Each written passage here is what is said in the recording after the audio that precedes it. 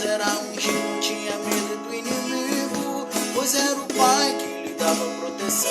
Mesmo preso com leões, ele não era atingido. Sua arma sempre foi a oração, coberta da revelação, fiel de todo o coração. Foi-lhe mostrado o fim pelo Criador, através de uma estátua de Nabucodonosor.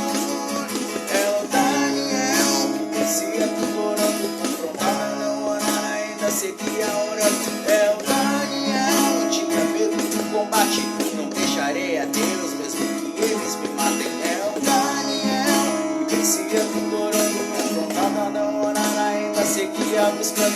É o Daniel, se inspire nele pra vencer, fiel e destemido, que assim seja você.